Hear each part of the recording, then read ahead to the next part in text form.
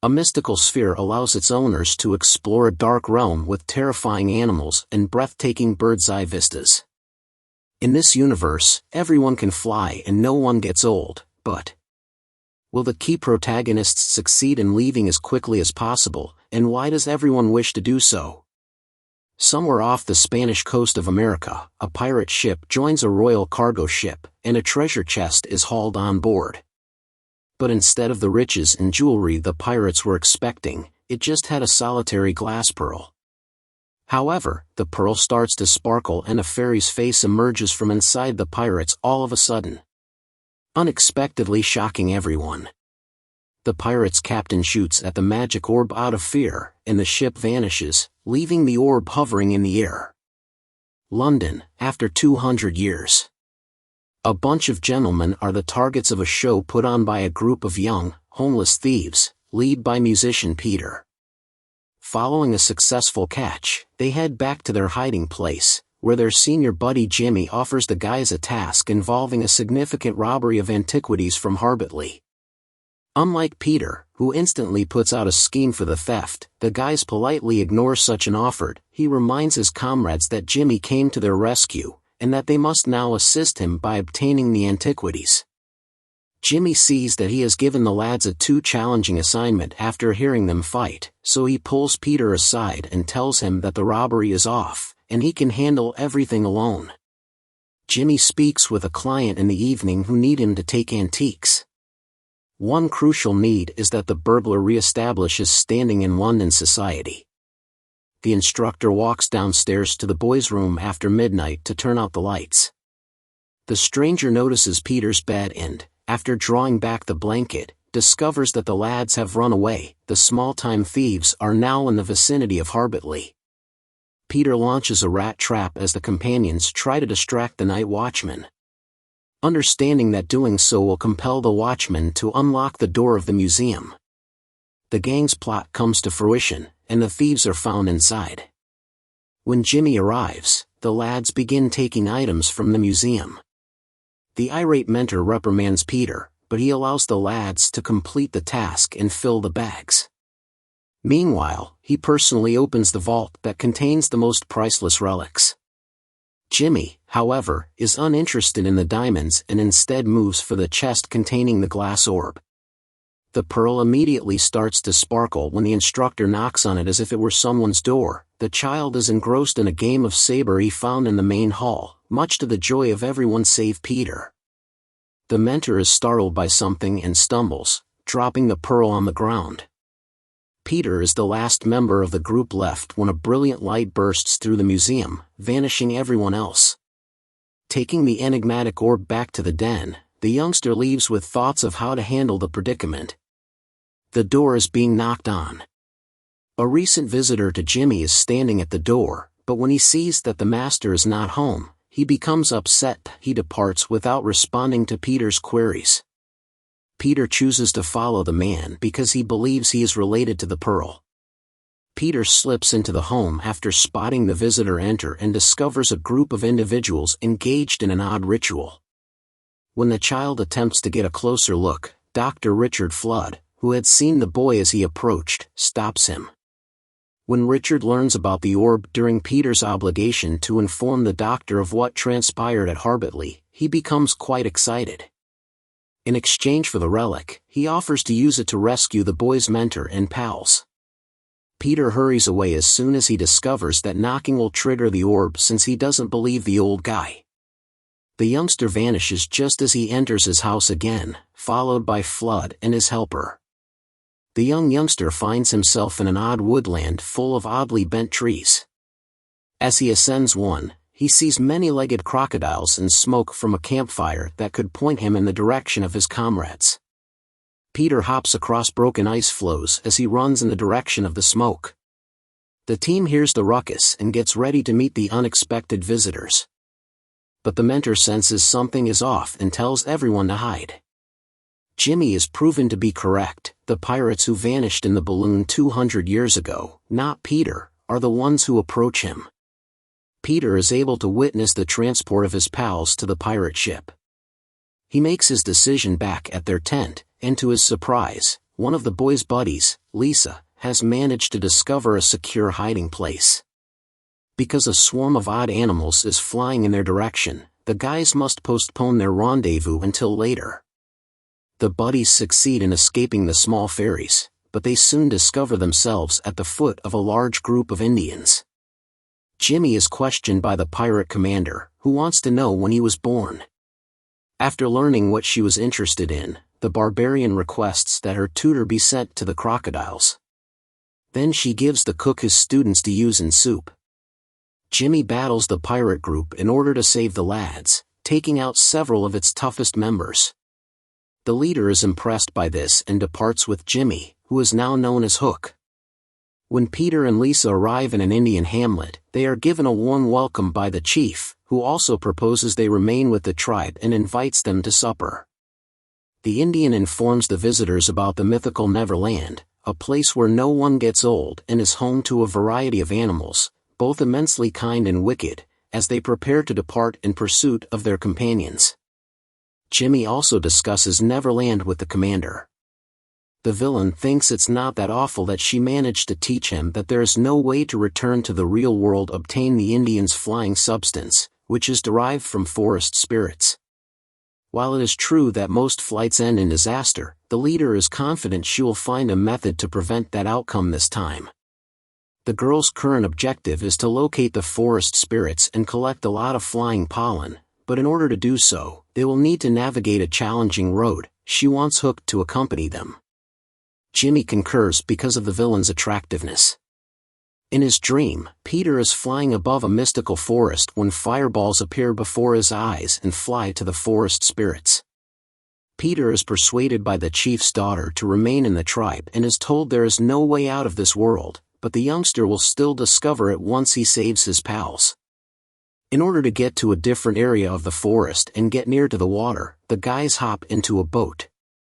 The pals take one of the boats and then proceed to the pirate ship. Peter releases the pals and puts them in the dinghy.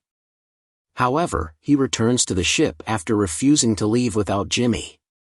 The child hurries to rescue the mentor when he learns that he is in the captain's cabin, but as soon as he enters the space, he sees that Jimmy doesn't want his assistance. Peter delivers his mentor the revolver out of a sense of trust and then finds himself in the clutches of pirates. Peter doesn't want to stay with the pirates, even when Jimmy helps him. The young man falls overboard after escaping his mentor's grasp.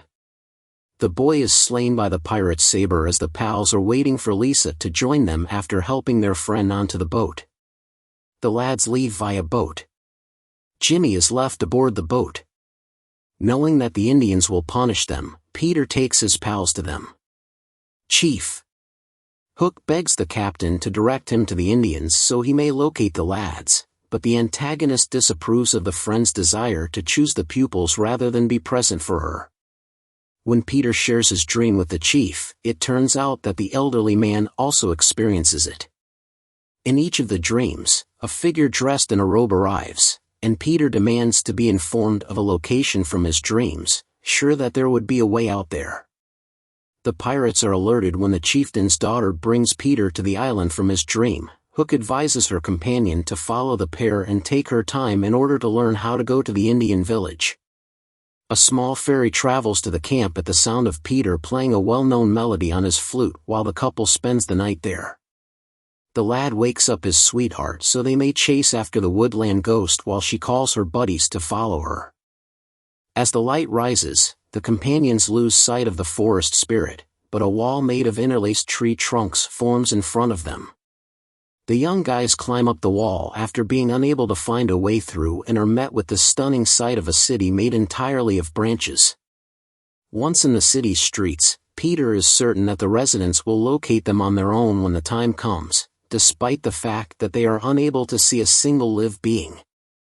Peter recognizes Dr. Richard Flood as the man in the robe removes his hood when he suddenly materializes behind them. The elderly man claims to be the Queen's alchemist who made the orb 300 years ago as he leads the tourists to his home. The scientist discovered a planet at the crossroads of time while attempting to manufacture a philosopher's stone, and he succeeded in building a portal. Tinker Bell, a woodland sprite who guided the friends to the elderly man, now joins the group.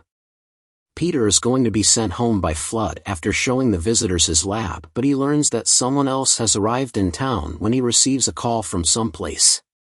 When Richard encounters the pirates and recognizes Jimmy among them, the elderly guy welcomes his buddies inside softly. He offers to take everyone home, but the leader declines and even prepares to get rid of the scientist to prevent him from interfering with her plans. The metropolis that the scientist has made is lit on flames as the pirates open fire on Flood's ghosts. The captain fires a bullet at the elderly man as he attempts to save Peter and capture the bad guys. At the sphere, Jimmy runs into Peter and begs him not to rush, telling him that the pirates and they can accomplish a lot together. The teacher tells Peter that he met his mother during a chat between ex-friends that turns into a sword battle. The chief's daughter helps the youngster when the pirates do take him. The girl is prepared to say everything since she is aware of what the captain wants to hear from her. To stop Peter from committing evil, however, the captain plunges a dagger into his heart at that precise time. The chief's daughter is assigned to torture the pirates when they return to the ship in order to learn where to find the forest spirits. After learning that the girl won't speak as a result of what happened to Peter, Hook makes plans to locate the pollen and travel back to London. He informs the captain that she can no longer thwart his plans. The boy's body is dumped in a spring of magical pollen after being carried by woodland spirits to their den. Peter regains consciousness in the depths, and Tinker Bell tells him when he emerges that he is now exactly like them. The boy is asked for assistance by the Woodland Fairies' elders because they need to retrieve the orb from the pirates so they can all go home. To do this, the boy has been having magical abilities. He can fly. As the pirates are ready to cross the ravine, Hook puts up a battle to assert his authority and overtakes the captain as second in charge. Peter sees the chief's kidnapped daughter and his missing pals in his dream. The child goes to the pirate ship in search of the orb after realizing he can no longer wait. Deciding that a ghost is in front of him, the old cook informs Peter that only she and Hook are aware of the exact place where the captain buried the glass orb on the coast. Peter is able to save his companion as the pirates take the prisoner across the bridge made of a massive spider web. The flying guy returns upstairs after leaving the girl behind to discover where the pirates have hidden the orb, but on the way there, he is first caught by a huge spider and then by the captain. The incident is revealed to Peter's pals when the chief's daughter returns to the community.